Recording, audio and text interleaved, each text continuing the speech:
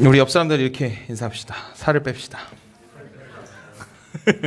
네, 오늘 말씀 주제는 마음과 생각의 살을 빼자는 거죠. 이렇게 저는 이제 육체 살을 좀 빼야겠지만 우리가 지금 평생 사실은 여성분들은 다이어트라는 것을 평생 안고 살아갑니다. 그래서 다이어트는 잠깐 하는 게 아니라 평생 한다고 이야기하죠. 그래서 뭐 전 세계 사람들이 다 마찬가지로 이건 마르거나 뭐 어떤 등치가 저처럼 좋거나 뭐 이런 차원을 떠난 것 같아요. 그래서 지금 세대들은 참 이 살에 이렇게 외모에 민감하다 보니까 이 살에 굉장히 민감하고 굶식이라고 하죠. 그래서 열심히 굶고 또 열심히 운동도 하고 뭐 이런 일들을 많이 합니다.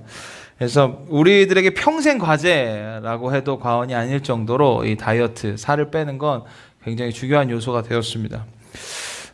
마치 숙제처럼 과제처럼 하기 싫은데 또 해야 하는, 그죠? 그게 바로 다이어트지 않을까 생각됩니다. 이렇게 옆 사람들 보세요. 이렇게 보시면 다이어트가 필요하신가요? 네. 저는 다이어트가 필요한 것 같죠? 네. 네. 결혼 이후 20kg가 쪘는데 최상의 지금 최고의 몸무게를 이렇게 도달하고 있습니다. 이렇게 매일 이렇게 갱신하고 있죠. 신기록을 세우고 있습니다. 주여. 좀 빼야 되는데 이게 쉽지 않아요. 그래서 살 찌기 전에 관리해야 되는 것 같습니다. 특히 결혼을 안 하신 분들은 지금 부지런히 관리 안 하시면 결혼하면 저처럼 됩니다. 그래서 기도해서 살이 빠진다면 얼마나 좋을까? 내가 열심히 할 수 있는데, 열심히 살 뺄 수 있는데 이런 생각도 가끔 해보지만 운동을 해야 빠지고, 또 그냥 운동만 해서는 안 되죠. 뭐 해야 돼요? 식단 해야죠. 우리 형석이가 제일 지금 다이어트에 성공한 케이스죠. 한 40kg, 50kg 뺐는데 그만큼 이게 쉽지 않습니다. 살을 뺀다는 건. 근데 여러분들 살을 이렇게 그냥 단순히 지방만 태운다고 운동한다고 살이 빠지지는 않습니다. 살도 지방도 태우지만 모두 키워야 돼요. 근육도 또 넣어야 이게 건강을 유지할 수 있습니다. 그러니까 살은 빼고 근육을 채워 넣어야 돼요. 여러분들 제가 오늘 어떤 얘기를 할지 대충 감이 오시나요? 생각과 마음의 살을 빼고 근육으로 단단하게, 하나님의 말씀의 근육으로 단단하게 채워야 이것이 힘이 되고 능력이 되지, 그냥 무조건 다 뭐 살 뺀다고 무조건 다 빼버린다고 해서 되는 건 아니라는 거죠. 살이 찌면 일어나는 현상들이 몇 가지 있습니다. 원래 이게 안 쪄보신 분들은 잘 모를 거예요. 근데 저처럼 살을 항상 저는 초등학교 6학년 때 63kg였거든요. 그래서 제가 항상 몸이 작았던 적이 없습니다. 별로. 이렇게 항상 큰 사람들은 움직이기 굉장히 싫습니다. 귀찮아요. 이게 살이 찌면 찔수록 더 움직이기 귀찮고 이렇게 신발 신는 거, 신발끈 묶는 것도 힘들어졌습니다. 주여. 예전에 신발끈 묶는 거 형서가 그 옛날 기억나니? 신발끈을 앞으로 이렇게 앉아서 묶을 수 없었던? 여러분들 양말을 이렇게 정자세로 넣을 수 없습니다. 살이 찌면. 네, 반드시 이렇게 사이드로 넣어야 합니다. 이게 살이 안 쪄서 사람들은 몰라요. 그죠? 살 대충 쪄보신 분들은 알 겁니다. 절대 이 정자세로 이렇게 양말 이거 안 되거든요. 신발끈도 마찬가지예요. 신발끈도 길거리에 풀리면 되게 힘듭니다. 하고 이렇게 내려가서 묶습니다. 아니면 어떤 그 지역물을 이용해서 올려서 이렇게 묶죠. 끄덕이시는 분들은 대충 자기가 크구나 이렇게 생각하시면 됩니다. 움직이기 굉장히 싫어해요. 이게 영적인 것도 마찬가지입니다. 영적인 살이 찌거나 마음과 생각이 살이 찌면 이게 반응하는 게 잘 안 돼요. 이게 생각으로도 이렇게 뭐 어떤 소통과 공감도 잘 안 되고, 영적인 것도 참 말씀에 반응하는 것도 참 어려워집니다. 그리고 또 살이 찌면 다양한 병이 생깁니다. 뭐 비만병, 뭐 성인병이라고 표현하기도 하죠. 그리고 이게 그냥 단순히 육체적인 병뿐만 아니라 어떤 병도 생기냐면 심리적인 병도 생깁니다. 자존감이 떨어져요. 거울을 봐도 태가 나지 않습니다. 왜 이렇게 몸이 큰지 뭐 이런 생각도 들고, 셔츠를 입으면 이렇게 막 터질 것 같고 막 이러면 겨드랑이 이렇게 할 수가 없고 막 이러면 너무 이렇게 자존감도 떨어집니다. 어쨌든 다양한 병이 생깁니다. 그리고 회복 능력이 떨어져요. 예전에는 이렇게 하루아침에 딱 자고 일어나면 뭔가 가뿐했는데 하루 자갖고는 안 될 것 같아요. 한 2, 3일은 자야 이제 조금 회복되는구나. 약간 이런 느낌입니다. 그래서 이게 살이 찌면 육이 진짜 힘들구나. 이런 생각을 요새 많이 하지만 생각으로 그치고 있습니다. 물론 살이 찌면 더 많은 현상들이 우리 몸 안에 일어나겠죠. 근데 뭐 다 얘기할 수는 없지만 어쨌든 신체 능력이 현저히 떨어지는 건 사실입니다. 예, 뭐 운동 당연히 하기 싫고요. 그럼 운동하기 싫으면 스트레스 받으면 또 먹고요. 또 먹으면 또 움직이기 싫고요. 근데 또 움직이지 않으면 또 배고프죠. 그럼 배는 왜 이렇게 움직이지 않는데 고픈지. 배라도 좀 덜 고프면 내가 조금이라도 굶어서 조금 이렇게 위안이라도 삼을 텐데 배는 또 고파요. 또 시간이 지나면 그럼 또 먹죠. 이게 계속 반복이 되면 이게 살의 악순환이라고 표현하죠. 계속 악순환 속에 살만 뒤룩뒤룩 쪄갑니다. 이 육적인 살도 마찬가지지만 제가 오늘 이야기하고 싶은 건 사실은 이 영혼의 살이에요. 영혼의 살. 생각의 살, 마음의 살, 또 영적인 살을 빼자. 이런 사실 취지에서 육적인 것을 잠깐 건들고 갑니다. 여러분들에게 도전이 되길 축복합니다. 이 육적인 살도요, 살이 많이 찌면 감각에 무뎌져요. 무감각해진다고 표현하죠. 영적인 것도 마찬가지고요. 또 혼적인 영혼에 대한 영역, 생각과 마음에 살이 찌면요, 그것의 감각에 굉장히 무뎌집니다. 제가 왜 이런 얘기를 하냐면 오늘 제자들이 예수님한테 질문합니다. 왜 예수님 왜 이렇게 자꾸 이렇게 비유를 드세요? 이렇게 얘기해요. 오늘 질문해요. 왜 이렇게 자꾸 비유로 말씀하세요? 근데 예수님은 계속 비유로 얘기하세요. 천국의 복음을 비밀로 얘기하십니다. 그러면서 예수님의 의도는 이런 거였던 것 같아요. 지금 이제 10절부터 23절까지 읽은 긴 말씀을 정리하면 천국의 비밀은 누구나 들을 수 있지만 아무나 듣지 못하게 하는 거죠. 그러니까 오늘 예수님은 이렇게 표현하십니다.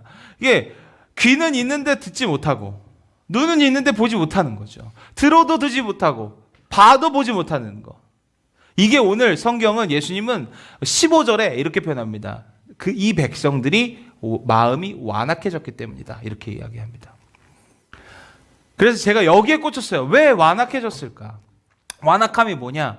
여기서 원어적인 풀이가 좀 필요하겠죠. 완악해졌다라는 이 번역된 에파퀸데라는 이 단어는 두껍게 만들다라는 뜻이에요. 또 다른 의미로 뭐다? 살찌게 만들다라는 뜻입니다. 이걸 더 상징적으로 풀면 뭐다? 무감각해지게 만들다라는 뜻입니다. 그러니까 결국 완악해진 건 살찐 상태라는 거예요. 여러분들 추위도요, 지방이 많은 사람들은 추위를 덜 탑니다. 왜? 감각이 무뎌져요. 지방층 때문에 좀 무뎌집니다. 그죠? 마찬가지라는 거예요. 영적인 말씀도 똑같이 듣는데 무감각해진 상태가 살찐 상태라는 거예요. 그러니까 우리는 단순히 그냥 다이어트에만 신경 쓸 것이 아니라 어디에 관심을 둬야 된다? 어디에 중심을 두고 살아야 된다? 영혼에 살찌는 것에도 우리는 관심을 두고 살아야 됨을 기억하시길 바랍니다. 왜? 오늘 바리새인들에게 얘기하시고 제자들에게 얘기하시면서 비유로 얘기하시면서 들을 자는 듣고 듣지 못하는 자는 못 듣는다 이야기합니다. 그 마음이 완악해져서 못 듣는데요. 왜 바리새인들이 예수 그리스도의 복음을 못 듣죠? 마음이 살쪄서 그렇습니다. 생각이 살쪄서 그렇습니다.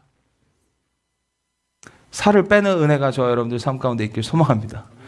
자꾸 찔리죠. 살을 빼라니까. 육적인 살이 찐 사람들은 자꾸 찔릴 겁니다. 근데 그 얘기가 아닙니다. 육의 살이 아니라 영혼의 살을 빼는 것. 오늘 저와 여러분들 삶에 좀 슬림한 은혜가 있기를 소망합니다. 아멘. 예수님도 계속 이게 너무 답답한 거 아닙니까? 들어도 듣지 못하고 봐도 보지 못하고.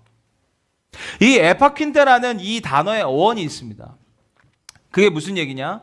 파키노라는 이 단어에서 나온 거예요.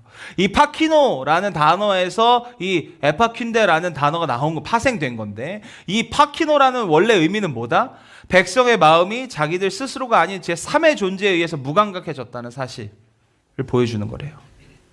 결국 살찐 상태는 뭐다? 어떤 제3의 존재로 말미암아 내가 무감각해졌다는 거예요. 지금 여러분들 말씀에 잘 반응하고 계십니까?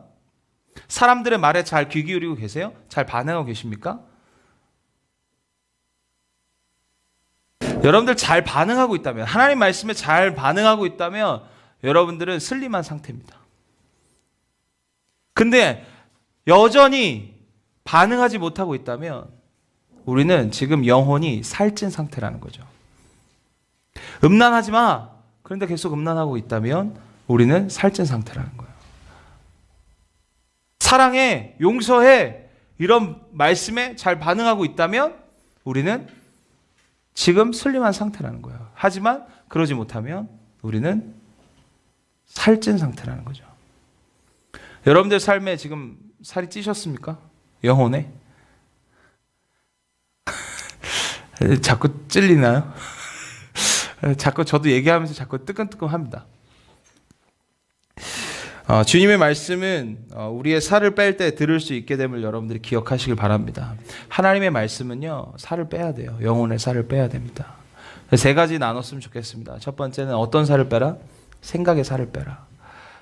생각 안에 있는 주님께서 주시는 생각 외에 나머지 생각의 살을 빼야 돼요. 주님의 말씀을 들어도 자리 잡지 못하는 이유는 내 안에 내재된 생각들이 내재된 살들이 많은 거죠. 외부적으로 인한 살들이 많은 거예요. 내부적인 살이 뭐냐면 제가 이렇게 정리를 좀 해봤습니다. 내가 아는 지식, 내가 그동안 살면서 이렇게 저렇게 공부하고 알았던 지식들이 이미 내 안에 자리 잡은 거예요. 그러니까 하나님 말씀하고 자꾸 부딪히는 거죠. 말씀에 반응이 안 되는 거예요. 왜? 내가 아는 지식과는 좀 다르거든. 여러분들 주님은 지식을 뛰어넘는 분이심을 기억하시길 바랍니다. 아멘? 그냥 내가 아는 그 지식, 죄송합니다, 따위하고 비교할 수 없다라는 거예요. 두 번째는 내가 세운 기준. 이게 신념이 될 수도 있고 철학이 될 수도 있습니다. 내가 그동안 살면서 내 나름대로 나를 보호하고 나를 지키기 위해서 세운 신념과 철학들이 결국 하나님의 말씀하고 자꾸 부딪히는 거예요. 그러니까 바리새인들이 자꾸 귀를 닫는 거 아닙니까? 봐도 못 본 척하는 거 아닙니까? 들어도 자꾸 못 들은 척하는 거 아니에요? 왜? 그들이 세운 신념과 철학들이 너무 살쪄 있는 거예요. 그 얘기를 예수님이 지금 계속 하고 있는 거예요. 그리고 마지막 뭐예요? 내가 겪은 경험. 그리고 제가 자주 얘기하는 것 중에 뭐예요? 나의 하나님을 만들지 마라. 내가 원하는 하나님을 만들지 마라. 내가 그동안 겪은 하나님, 그 하나님만이 하나님이 아니라는 거예요. 하나님은 어떤 한계를 지을 수 없는 분입니다. 하나님은 매일 새롭게 우리 삶에 역사하시는 줄 믿습니다. 매일 새롭게 하나님은 우리의 삶에 일하시는 줄 믿습니다. 근데 우리는 그동안 내가 겪은, 그래서 어른들이 가장 많이 하는 말이 뭐예요? 내가 이렇게 살아보니까, 내가 이렇게 겪어보니까 이런 얘기 아닙니까? 지혜입니다. 제가 그래서 먼저 겪은 사람들 따라가는 거 지혜다 라고 이야기하지만 우리 안에 겪은 이 경험에 한정된 하나님이 너무 세. 그러니까 하나님이 다르게 역사하시고 하나님이 뭔가 새롭게 역사하시려고 해도 내가 그냥 바운더를 쳐버리고 울타리를 쳐버리니까, 그러니까 살을 쳐버리니까, 지방을 두껍게 하니까 감각이 둔해지는 거예요. 내가 아는 지식, 내가 세운 기준, 내가 겪은 경험, 하나님의 말씀 앞에 다 내려놓는 귀한 은혜가 저와 여러분들 삶 가운데 있길 소망합니다. 이 살을 빼는 저와 여러분들 되시길 축복합니다. 내부로부터 시작된 살, 지방은 이런 거예요. 그럼 또 내부뿐만 아니라 외부로부터 오는 살도 있겠죠? 외부로부터 시작된 살은 뭐냐? 결국 우리가 가치를 두는 거죠. 어느 정도의 가치를 내가 쇠뇌당했느냐. 부모로서 부모에게 받은 가치, 또 배우자에게 받은 가치, 또 자녀를 중심으로 가는 가치들, 결국 내가 살면서 우리 가정 안에서 계속 주어지는 그 가치들이 하나님의 말씀하고 자꾸 대립되는 거예요. 또 사람의 가치죠. 스승과 친구와 동료, 이게 우리가 만나는 모든 관계에서부터 오는 이 가치들이 결국 하나님의 말씀하고 자꾸 부딪히고 대립되고 있다라는 거. 이 살이 두꺼우면 두꺼울수록 하나님의 말씀은 반응되지 않습니다. 여러분들이 사람들을 만날 때도 마찬가지, 여러분들의 이 성경적 가치로 영향 끼치길 소망합니다.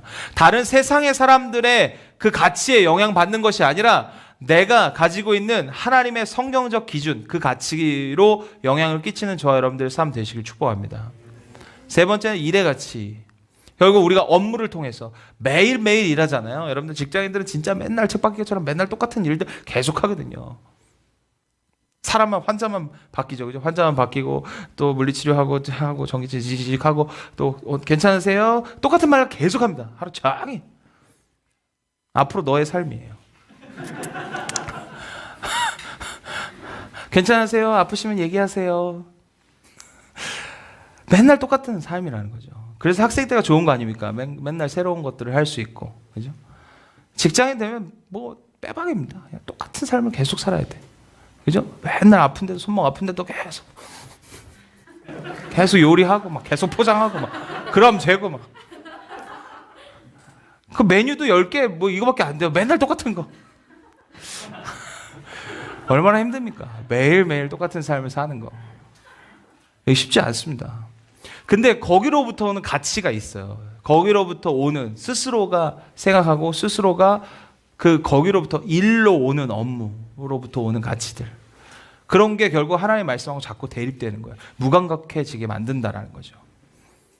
이 살을 빼는 저와 여러분들 되시길 축복합니다. 그래서 다양한 생각의 지방이 내 안에 씌워져 있다라는 거죠. 우리는 이 지방을 태워야 합니다. 이 살을 태워야 돼요. 누가 태우시냐? 성령님이 태우시는 줄 믿습니다. 성령님을 성경은 불과 물로 되게 많이 표현하셨어요. 너무 좋은 것 같아요. 성령님 불로 활활 내 지방을 태우소서. 내 생각의 지방과 내 마음의 지방을 태우소서. 아, 불을 내려주소서. 주님의 이 성령이 우리 가운데 임할 때, 아멘. 성령님과 동행할 때 우리 안에 있던 생각의 살들, 지방들이 그동안 여러 가치로 또 여러 신념으로 세웠던 내 경험으로 내 지식으로 세워졌던 모든 살들이 태워질 줄 믿습니다. 주님의 가치가 여러분들 삶 가운데 생각 속에 주님의 생각이 우리의 생각 되길 소망합니다. 아멘. 아멘. 그런 역사가 일어날 줄 믿습니다. 두 번째는 마음의 살을 빼라는 거죠. 마음의 살을 빼라. 저는 이렇게 표현하고 싶습니다. 마음의 살을 두 가지로 좀 표현하고 싶은데 어떤 걸 빼야 되냐? 첫 번째는 상처입니다.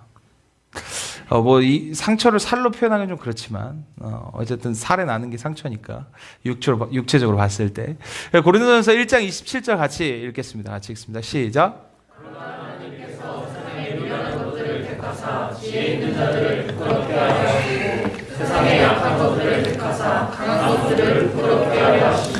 아멘. 제가 누누이 얘기하지만 상처를 자꾸 방패 삼는 거예요. 내가 그동안 이렇게 힘들었다는 거죠. 이렇게 상처 받았다는 거예요. 그래서 자꾸 방패로 삼습니다. 이 상처를. 여러분들 상처는 하나님께서 우리에게 방패를 삼으라고 주신 것이 아닙니다. 상처는 오늘 성경의 말씀처럼 세상에 미련한 것들 택하사 지혜 있는 자를 부끄럽게 하시는 거. 또 약한 것들을 택하사 강한 자들을 부끄럽게 하시려고. 아멘. 우리가 상처가 있는 것은 결국 강한 자를 부끄럽게 하시는 하나님의 역사. 결국 우리가 상처가 자꾸 우리가 생기는 거는 그 상처를 통해서 하나님의 역사 하시겠다는 거예요. 상처를 통해서 하나님이 일하시겠다는 거예요. 네가 연약하기 때문에 내가 일하겠다는 거죠. 근데 우리는 상처를 자꾸 방어 기제로 사용한다는 거예요. 방어 기제로. 더 이상 상처받고 싶지 않기 때문에. 알겠다는 거죠. 그 마음은. 하지만 그럴수록 우리는 더 사실 그 상처의 골은 깊어집니다. 여러분들 상처받은 사람의 특징은 뭔지 아세요? 그 상처받은 걸 자꾸 얘기하는 거예요. 여러분들 그게 상처가 안 된다는 건 그 상처를 얘기하지 않습니다. 상처가 끝난 건 얘기하지 않아요. 근데 그게 계속 나에게 상처로 남아있기 때문에 계속 꺼내서 얘기하는 거거든요. 이 상처를 방패 삼지 않길 축복합니다. 이 상처라는 이 지방을 태우는 저와 여러분들 되시길 축복합니다. 그때 하나님의 말씀이 반응되는 거예요. 자꾸 하나님의 말씀에도 자꾸 하나님 나 이렇게 연약하잖아. 하나님 이거 안 돼요. 하나님. 나 이거 힘들어요. 어려워요. 계속 하나님의 말씀에 계속 부딪히는 거예요. 바울은 이렇게 표현합니다. 갈라디아서 4장 13절에 같이 읽습니다. 시작.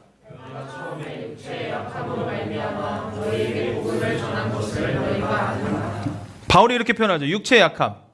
바울에겐 육체의 가시가 있었습니다. 기도를 계속 했는데 하나님께 울고불고 매달려서 하나님 치유해달라고 했는데 치유되지 않은 육체의 가시가 있었어요. 그것을 많은 학자들이 연구하지만 보통 간질이라고 이야기합니다. 치유되지 않았습니다. 본인에겐 상처였어요. 육체의 약함이었어요. 근데 바울은 그 약함을 어디다 사용했어요?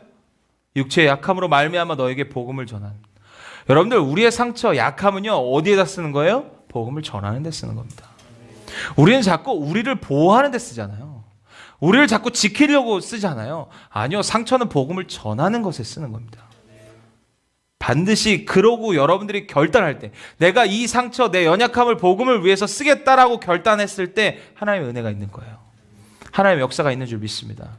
하나님의 살아계심을 여러분들 상처를 통해서 반드시 하나님이 살아계신다는 것을 드러내실 거예요. 축복합니다. 아멘. 우리가 타협하지 않기를 소망합니다. 아멘. 그래서 상처라는 이 살을 빼는 저와 여러분들 되시길 축복합니다. 두 번째는 감정이라는 살이에요. 이게 감정적인 사람, 이성적인 사람 이런 얘기를 하는 것이 아니라, 저는 여러분들 이성적인 사람 같으세요? 감정적인 사람 같으세요? 전 굉장히 이성적인 사람이라고 이야기합니다. 하지만 감정적입니다.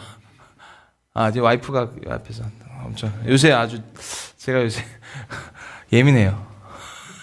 건들지 마세요.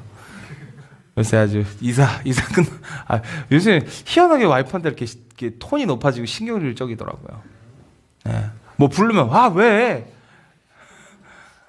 이렇게 반응을 하더라고요. 그래서 이게 내가 굉장히 이성적인데 이게 약간 요새 센시티브하구나. 잠을 못 자서 그런가? 이런 생각을 하지만 어쨌든 이게 여러분들 감정적인 것은 굉장히 위험합니다. 이게 감정적인 사람이 위험하다는 얘기가 아닙니다. 감정적인 사람하고 놀지 마라 이런 얘기가 아니라, 감정 위에 쌓여진 것이 굉장히 위험하다는 얘기예요. 언제든지 감정 위에 쌓인 건 흔들릴 수 있습니다. 무너질 수 있다는 거죠. 여러분들 복음은 감정적이지 않습니다. 하나님이 얘 이뻐. 야 그래, 내가 예수님 보내줄게 해서 되게 감정적으로 보내주신 분이 예수님이 아니라는 거예요. 이미 계획되어져 있고 섬세하고 아주 세심하게 언제 어떻게 주실지를 다 계획하시고 팩트로, 사실로, 실제로 예수 그리스도를 우리에게 주셨습니다. 그러면 우리도 그 팩트 위에 신앙을 세워야지, 감정 위에 우리의 신앙을 세우는 순간 우리는 무너진다는 거예요. 물론 감정이 필요합니다. 은혜 받을 때 감정이 필요하고 찬양도 감정이 필요가 없다는 얘기가 아니라, 우리의 신앙은 감정이 아닌 팩트 위에 세워야 된다는 거예요. 그래야 무너지지 않고 흔들리지 않을 수 있습니다. 근데 우리는 유독 감정적이야. 여러분들 부부싸움도요, 아는 사람, 이렇게 부부들 아는 사람들 보면요, 별거 아닌 걸로 싸웁니다. 여러분들 실제 여러분들 생활 안에서의 다툼은요, 별거 아닌 걸로 싸워요. 별거 아닌 걸로 이혼합니다. 왜 그래요? 팩트는 사라지고 감정만 남아서 그래요. 감정이 서로 상했기 때문에 그렇습니다. 감정이 상하면 뭘 세우게 돼 있어요? 자존심을 세우게 돼 있거든요. 절대 지고 싶지 않습니다. 저도 절대 지고 싶지 않거든요.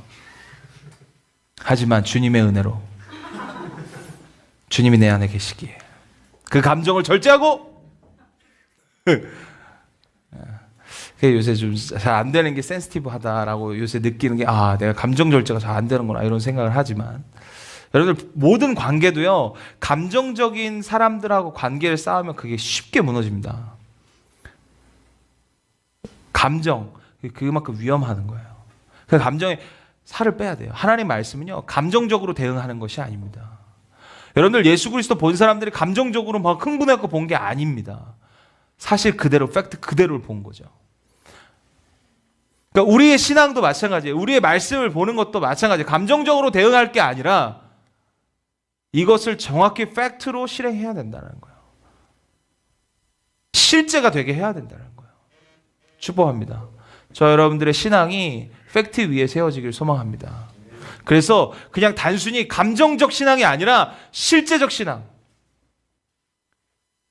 철저히 삶이 되는 신앙 되시길 소망합니다. 그냥 감정에 의해서 왔다 갔다 하는 신앙, 좋을 때 막 헌신하고 막 봉사했다가 안 좋으면 또 막 무너지고 이런 게 아니라, 하나님의 절대적 그 진리 앞에 완전히 엎드리고 그 내 삶을 완전히 주님의 이 말씀의 기초 앞에 완전히 세워질 수 있는 귀한 은혜가 저와 여러분들 삶 가운데 있기를 소망합니다. 아멘. 여러분들 사람도 기분파는 힘듭니다. 기분에 따라서 결정이 달라지고 기분에 따라서 뭔가 너무 힘들거든요. 맞추기가. 그러면 계속 눈치 봐야 돼요. 주님은 그런 한 주님이 아니라는 거예요. 그래서 우리는 말씀은 그렇게 감정적으로 말씀을 볼 것이 아니라 내 삶의 실제를, 내 삶 팩트를 점검하고 내 삶이 어떻게 지금 살아가는지를 점검하고 그 말씀 그대로를 받을 수 있어야 돼요. 그러려면 우리의 감정의 살을 먼저 빼야 된다는 거예요. 그래야 그것에 우리는 반응할 수 있습니다. 제가 그러잖아요. 살찐 건 무감각해진 상태라고. 여러분들이 감정을 자꾸 쌓으면요, 말씀에도 무감각해집니다. 여러분들, 그래서 여러분들 화를 내어도 해를 넘기지 말라라고 얘기하는 거예요. 여러분들 화가 나 있잖아요. 내 안에 감정이 쌓이면요, 말씀 들어오지 않습니다. 여러분들 감정이 극에 달하면 말씀 들어와요? 안 들어와요. 절대 말씀은 감정적으로 받는 것이 아니라는 거죠. 그래서 우리는 먼저 기도로 그 감정을 하나님께 드려야 돼요. 살을 빼는 건 다행이죠. 이 영혼의 살은 어떤 운동을 해서 빼는 게 아니라 기도를 통해서, 아멘, 뺄 수 있는 거죠. 축복합니다. 로마서 1장 28절 같이 읽습니다. 시작.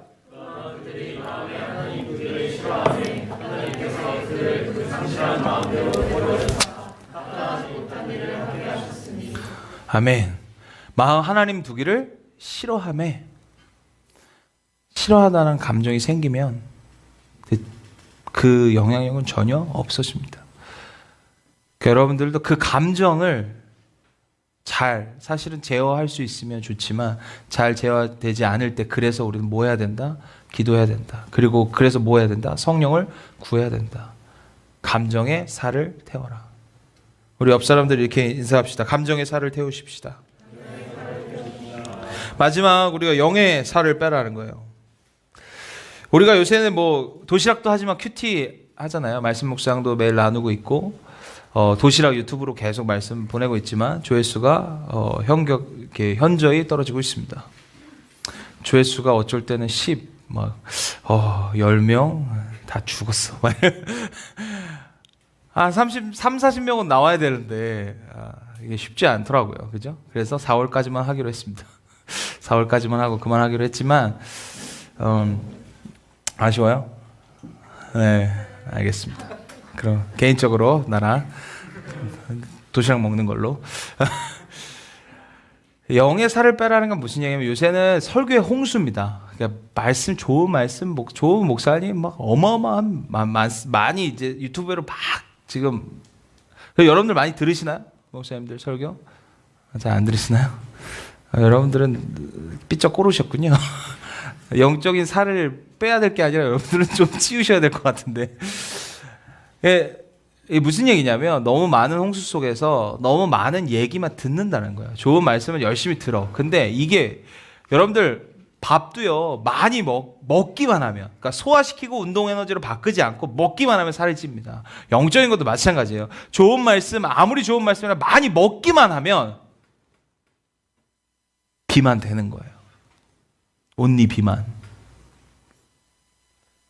여러분들 먹지만 말고 소화시켜서 그것을 운동 에너지로 만들어야 돼요. 삶으로 살아내야 되는 거예요.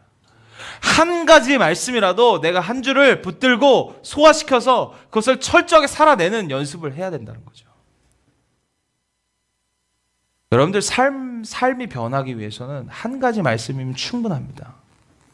여러분들 하나 안 되는 거 그 하나 붙잡고 여러분들 하나로 씨름해 보십시오. 소화시키고 그것을 운동 에너지로 계속 만들고 삶으로 계속 살아내보려고 해보세요. 여러분들 삶이 달라집니다. 그 영역에서. 근데 그것도 못하는데 막 맨날 설교, 이 사람 저 사람 설교 들어. 근데 문제는 이제 그런 거죠. 저번 주 설교가 기억이 안 나는 거야. 저번 주 설교 뭐였죠? 기억나세요? 누가 설교했게요? 제가 안 했어요. 이기현 선생님이 했어요. 네. 무슨 설교 제목 뭐였죠? 퀴즈. 커봐. 일주일 전 것도 기억이 안 나요. 세 글자. 한 사람. 이제 생각나네, 이제. 맞아. 그래서 한 주가 그거랑 전혀 상관없이 살았다는 얘기예요. 여러분들 살면요, 기억 안 날 수 없습니다. 이번 주 설교는 기억날걸요? 살을 빼자. 살 빼. 그래 막 운동해 막.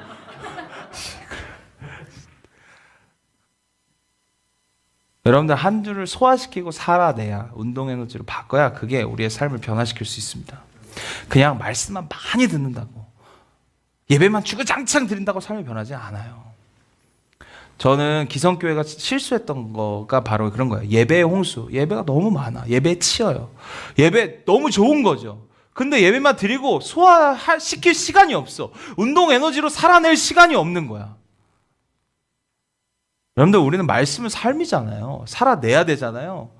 말씀이란 좋은 양식을 먹었으면 소화시켜서 살아내야 되는 것까지 우리는 해야 되는 거예요.